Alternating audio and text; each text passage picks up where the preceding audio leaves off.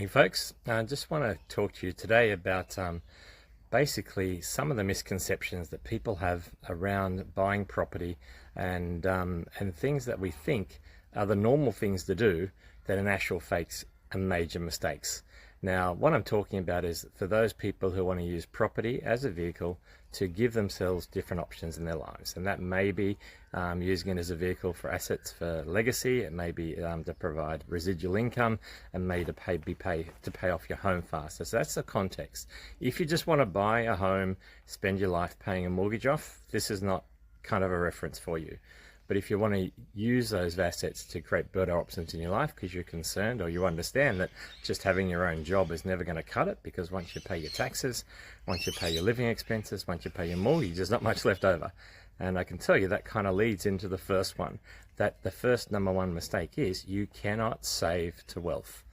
And that's exactly the reason. With our current cost of living, with affordability, with interest rates, with repayments, cost of timber, fuel, all the different things, food, and the fact that our wages really haven't moved since 2012. When you factor in inflation, they say wages have gone up, and they have gone up, but with inflation they haven't actually gone up at all. But our cost of living, our buying power has gone down, our cost of living. So of course, at the end of that situation, if you're paying massive tax and you've got all your hard costs, there's very little left over. And so saving that little portion to try and get ahead will never create wealth. It'll never get you to the option to retire early. It may create enough to have a little buffer put aside to deal with scenarios if something changes in your life, family, health, jobs, those things. But nothing more than that. It's not going to give you real true options. If your goal is to get time back, if your goal is to start a purpose-driven business, if your goal is to have fun, travel more, and stay healthy at a longer period of time and diminish that level of stress that comes around financial issues. So saving to wealth, absolute number one mistake if you want that outcome. In saying that, saving is a practical tool that if it's used effectively and you're in control of your money, you can escalate those savings to get a deposit for a house very fast as soon as you know where your money goes. And how many people don't even know where their money goes? So then you make a decision with your spending about conscious spending, and then saving can be a tool to maybe get your first property a lot faster. And that'll get you at least into the game and on that journey. But saving alone as a strategy will never ever get you there. Anyway, I've got about 20 of these I want to share with you.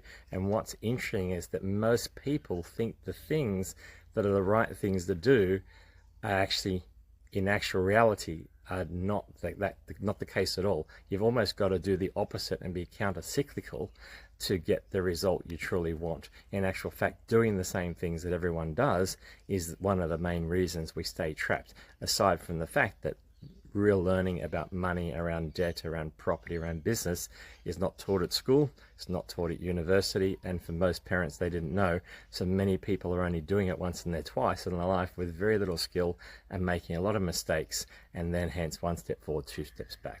But if you're interested in growing your mind, learning new skills, that's what the Xylem Zone's about. Jump on, and I'm going to keep sharing these different misconceptions, and I'm going to call them mistakes because in my mind they are a mistake, because they're going to stop you getting where you want to go. And at the end of the day, the only reason you want to go and do property is to help you create a better life. Other than that, it's just too much work and too hard. Anyway, stay tuned. Talk to you again soon.